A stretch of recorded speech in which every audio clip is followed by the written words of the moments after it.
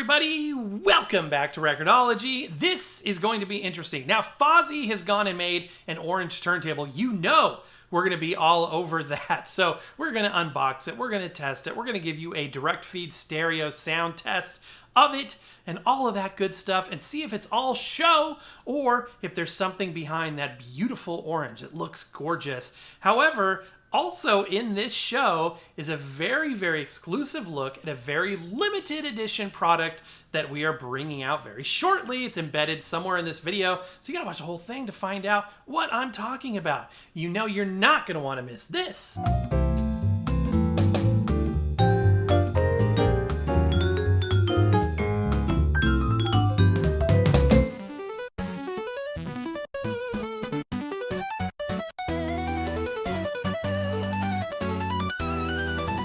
Okay, I am very excited to open this. This is something I've known about for a relatively short period of time, and I'm happy I have this in hand. I actually have two of them. More on that at a later date. From what I understand, FOSI has endeavored to make a turntable that appeals to both entry-level users and audiophiles. Good luck with that. And I'm curious to see how they did it. What I do know, I've seen a couple photos, is it's gorgeous.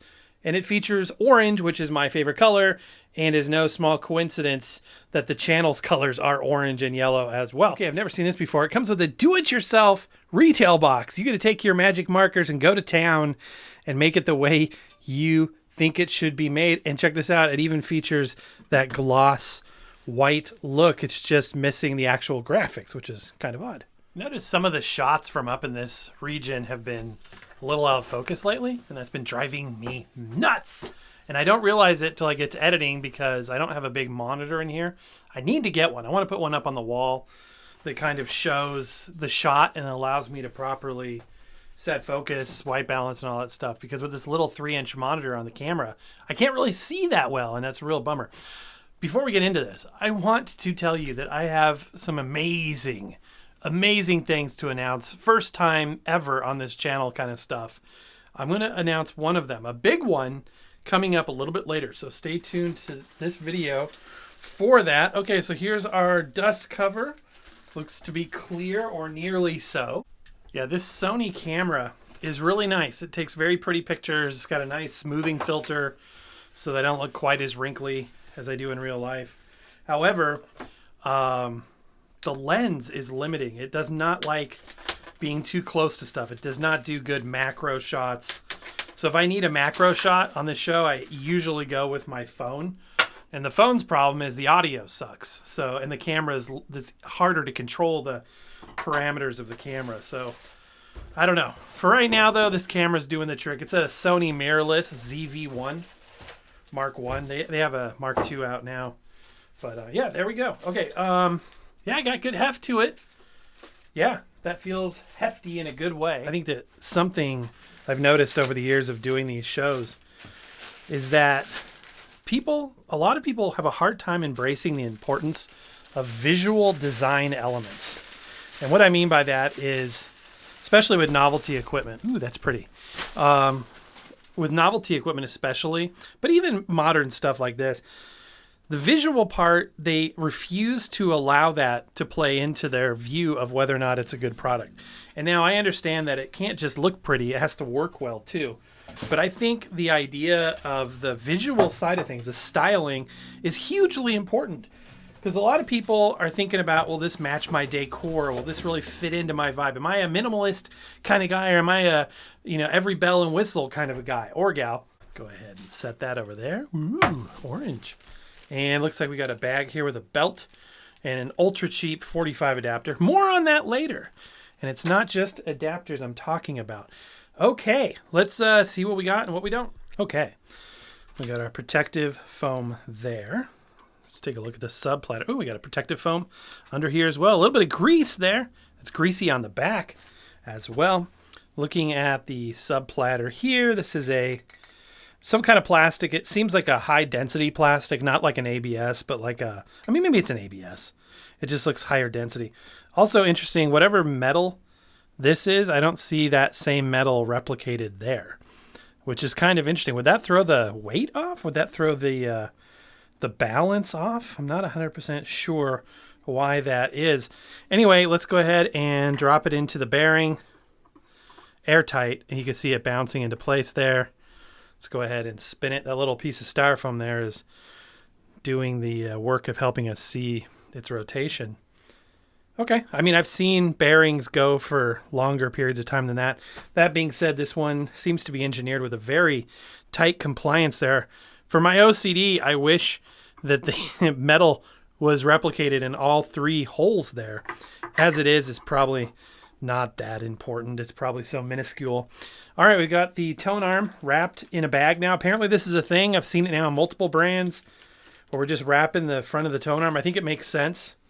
We got a little bread tie right here, a clip, and let's see, an aluminum tone arm. The stub is also metal. The bearing sleeve is plastic. I should say the gimbal sleeve. The gimbal is nice and tight. It does have an anti-skate adjustment. We'll test that. A rubber lift shelf. We'll look at that closer. Our motor mount is over there, and it looks like we've got a speed switch down here. Curiously missing are cables. I don't see any cables other than the DC wall wart power supply. So the audiophiles, actually, you know what? The audiophiles probably wouldn't even care about that because they've got their own $100,000 cables. And, you know, some high-end turntables don't even have a cartridge. So the fact this comes with a cartridge, we'll look at it. It's not a 3600. Thank you very much.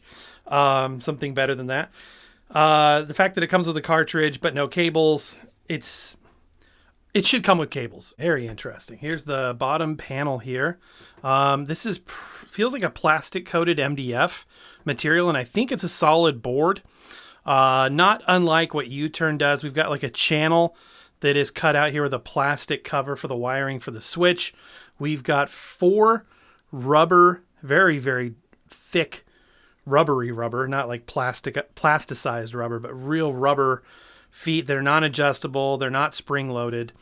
And look at the monster bearing on this thing. That's like a 3/4 inch bolt. And then this whole area here seems to be the panel that you can remove if you needed to get into the internals. The circuitry will be undoubtedly in there. And the rest of this is probably just a cut piece of MDF that is a veneer on it. It's a kind of a matte finish black veneer. Okay. On the back here, you can see really how thin the plinth is. It's only about an inch, maybe just over an inch thick. We have our RCA gold-plated output terminals. Those look really nice. Those are good ones. And they even look like the terminals are removable with a tool there. You've got a grounding post. Here, again, I wish it came with cables, but most of us have a grounded RCA laying around. We've got a 12-volt trigger output, a 12-volt power receptacle. And then if I go over here, we've got a 4-pin mini DIN, more commonly associated with S-Video. And boy, that takes me back to my filmmaking days. We've also got an auto stop on and off toggle switch back here. Interesting place to put it. And this is kind of interesting too. Look at this part here. It's sort of a recessed. I wonder if that's right under the motor. So that recess has something to do with the motor itself. All right, I forgot to mention it earlier, but the cup itself is plastic, which is fine. And here is the counterweight. Make sure you put that on the right way, guys. Okay, and here's a close look at the head shell. It's just a thin slice of probably aluminum, but the good news is it is removable. Check this out, guys. We don't see this nearly enough. You can remove the whole head shell and put it back on. That means you can put other head shells on with a counterbalance.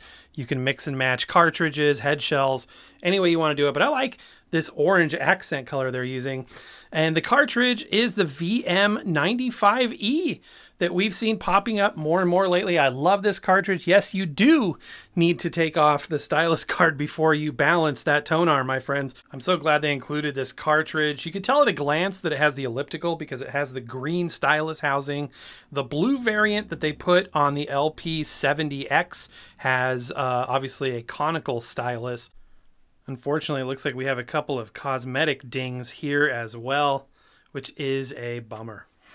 Okay, moment of truth. We get to put this bad boy on. This is an acrylic platter that it comes with, and it comes with a separate acrylic platter mat. I've never heard of anybody putting an acrylic platter mat on an acrylic platter. Usually when you have an acrylic platter, by the way, this thing is heavy, very, very hefty. And that is beautiful, very hefty. Good mass inertia there.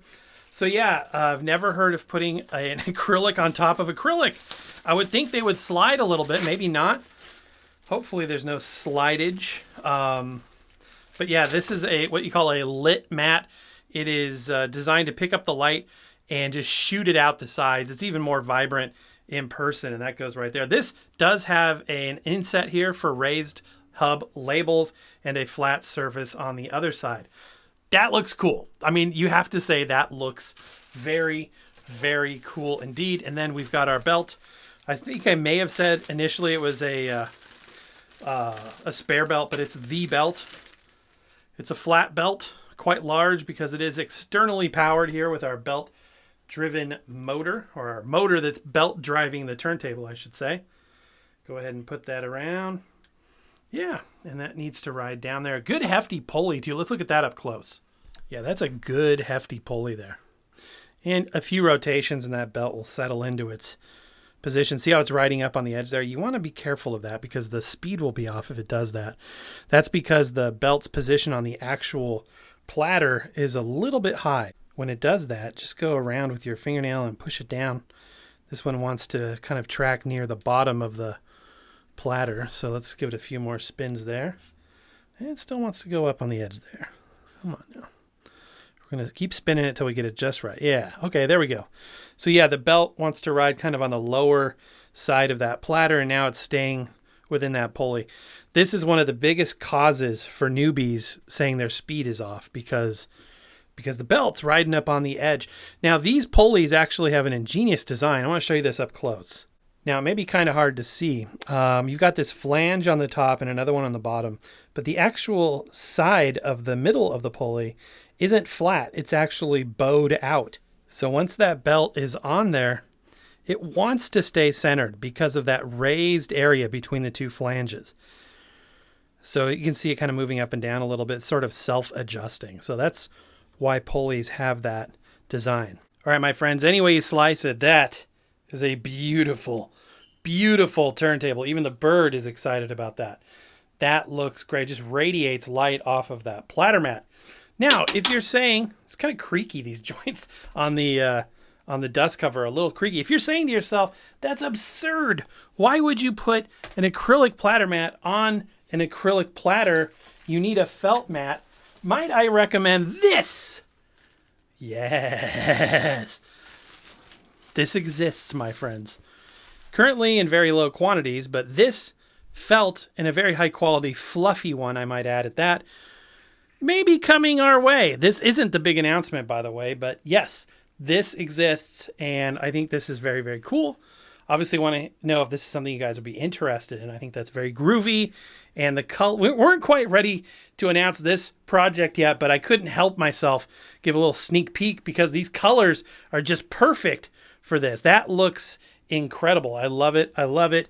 But I have to go back to the factory provided one, which is also very cool. But I just couldn't help, I couldn't resist. So what do you guys think of that? Isn't that neat? Is that something you guys might be interested in? Alrighty, we've got it put together now. We need to connect it and test it. So let's, I'm going to go ahead and set the counterbalance off camera. Somebody asked me recently, why don't you show that part? Because it's not an instructional video. This is a review.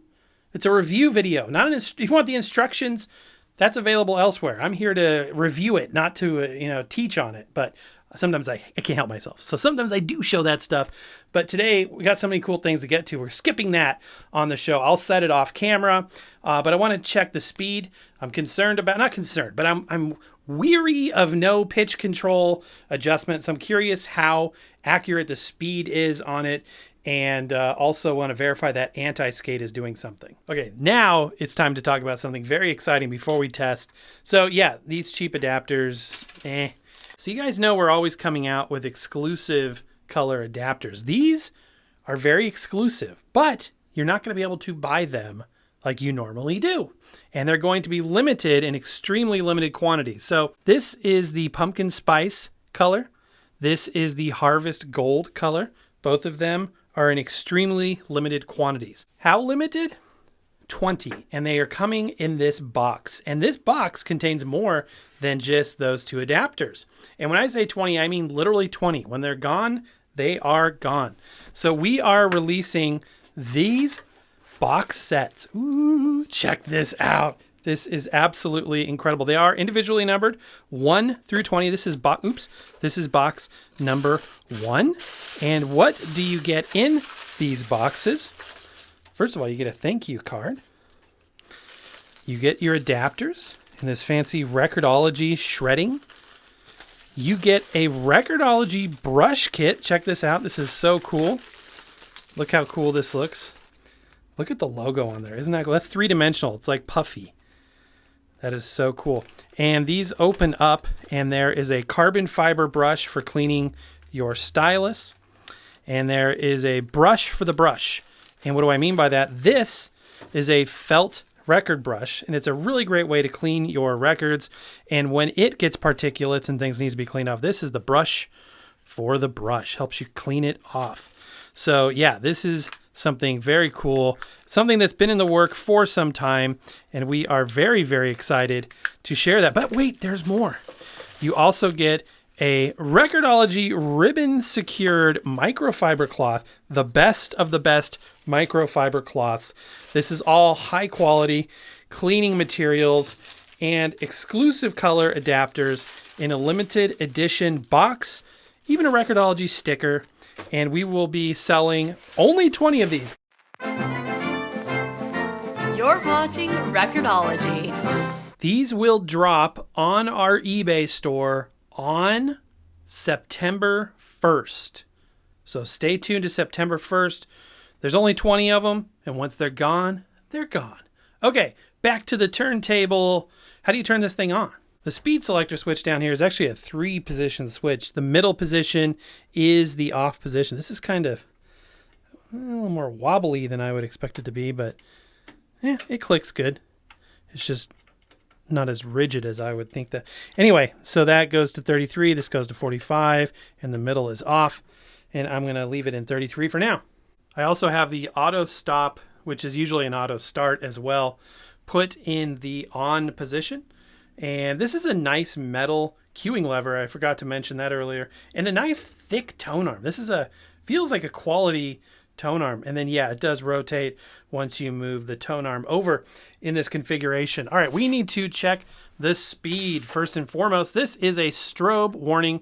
When you've got a platter mat on it and you need to use a stroboscopic platter mat, it's best to remove the other platter mat so the weight is about the same. And again, this is a strobe warning. You can also print these strobe discs out. They work just as good. I'm not a big fan of the apps because the weight of the phone on there, and it seems a little more janky. I prefer to use this because assuming the strobe mat is printed correctly, you can't go wrong. I mean, it's just science at that point. So let's go ahead and see how accurately or not this thing spins its 2 speeds. Okay, this will be 33 RPM. It'll be the lower band, and away we go. First of all, I do not hear any motor noise. Very minimal. And it sounds more like, yeah, okay, I'm listening very keenly to the motor noise or lack thereof. It's very, very, very light. Lighter than most. Okay, speed. You can see those lines marching a hair to the left, so it's a hair fast. That is a number we can live with. That is good. I always want it to be a hair fast rather than a hair slow. I switched it to 45 RPM, the middle band now. Should follow suit. Also, just minimally fast. That's great. That's exactly how I want it to be. And you may be saying, why don't you want it exactly at 33 or 45? Well, the belt may stretch over time. The grease may work itself in over time. And there's always a minuscule amount of drag from the needle on the record itself. So those tolerances are beyond the level of human hearing, and they will sound perfect to our ears. We need to do another test. This test is the anti-skate test.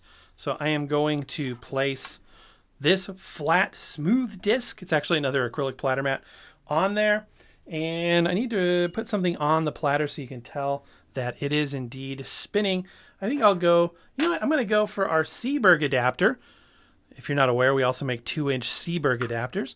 This is our signature yellow. As you can see, I've got the tracking force set to right around 2 grams, just a hair over. And that's kind of in the range, like a 1.8 to 2.2 gram tracking phono cartridge. And the reason why I bring that up now is you want to set your anti-skate to a similar value. Yeah, so 2 is the value that we're going to set that to. And with that tracking force, that should be perfect. A couple of observations. It just occurred to me that this thing does not have a switchable phono preamp. I just switched the unit on, by the way. So it's got apparently no built-in preamp. I'm assuming by the lack of a switch and the presence of a grounding post that we will need to provide said preamp, which is typical of higher end units. So, you know, no huge deal there. I'm seeing some undulation. What is that my platter mat undulating? Still see, can you guys see that? It's like, ooh. Yeah, it does appear there may actually be a little bit of platter wobble there, which is a bummer. We'll check it again once we get their mat back on top. But yeah, we're going to go ahead and drop our stylus here. And as I always say, if you drop it here, the anti-skate should bring the stylus to the middle and stay stationary. If there's no anti-skate or it's not working, then it'll pull all the way in. Now, because we have that knob over here, we can just adjust it in real time. But let's see how accurate it is. So it is pulling in a little bit and staying stationary. That's fine. Should stay stationary over here as well. That's fine. And then obviously over here. So yeah, the anti-skate is set properly and it works. As you can see, it does look like there is a touch of platter wobble, which is a huge bummer. Yeah, no instruction manual, no art on the box, no cables. I feel like this may be like a pre-production thing. Like this may be pre-production because I don't know if this is on sale yet. It may be. And an appropriate preamp selection, we have the FOSI Audio Box X5 with that same signature orange. And we're going to go ahead and connect our cables back here, which I have to say pairs very nicely with the FOSI Audio SK01 headphone amplifier that we will also be using today. Going into our Zoom audio recorder, this will be obviously a stereo direct feed. We are definitely going to stick with a known quantity for music because I want to hear something that I know very, very well in order to help make the assessment on whether or not this sounds good. I did visually inspect the stylus on this cartridge, and it looks like the stylus is maybe tilted a little bit inward where it shouldn't be. So there's a slight possibility we have a faulty stylus on here. I'm going to try and get a picture of that to show you. Regardless, we are getting good traction on the record. I was able to easily clean the record with a brush without having the disc slip, even though we've got a rigid disc on a rigid platter mat on a rigid platter, which I've never done the 3 times rigid sandwich before, but it seems to work. So put on your headphones if you got them, connect me to your big stereo sound system, and you are about to be connected directly in stereo to this very orange turntable.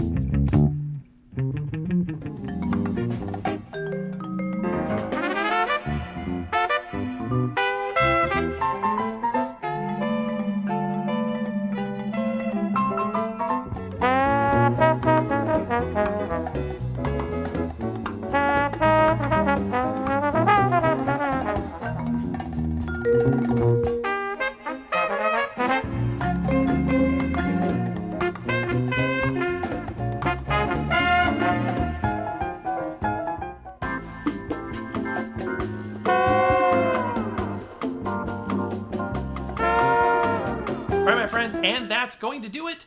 Oh, I'm a little disappointed. It sounded great. It really did. It sounded gorgeous and lush. The transient and decay sounds of that record are just candy for the ears. I just love it. And even with this VM95E at a kind of a kilted angle and a bent cantilever, it still sounded good and even and balanced, which is a miracle.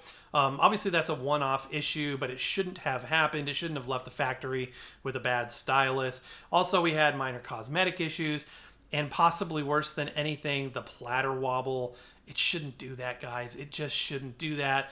It's so close to being great. And perhaps it still is great. I still love it. I think it's beautiful. It sounds good. That's really what you want your record player to do. But it did miss the mark in a couple of places. I'd be curious what you guys think. Overall, though, I think it's very exciting. I love the fact that new companies, I should say existing companies, are coming out with new turntables. I think that's a very good thing. Speaking of good things, you are awesome, and we appreciate all of your support. If you want to continue supporting the channel besides watching videos, which is the most important thing, in fact, there'll be a recommended video put up on the screen at the end of this video for you just to keep going. 1,600 videos out there. I want to remind you that we've got new things coming. So the box sets are going to drop on September 1st, and there's only 20 in existence. And when they're gone, they are gone. Platter mats, undecided yet. Again, we really want to hear what you think about those, if that's something you'll be interested in. I love it. I think it's really, really cool. It's a really good platter mat as well. And we have our membership program, only $1 a month. And we've got our all-new merch in our spring shop, which is right below this video in that little slidey thing. All of these things help support the channel and help us bring you, I would say, more content than anybody in this vinyl community here on YouTube is doing. We are doing so many videos. We got so many more to share with you. It's so much fun. I love you guys. I appreciate you being there. And we're going to be back with another one sooner than you think. But for now, that's going to do it. So happy record hunting, and we'll see you next time.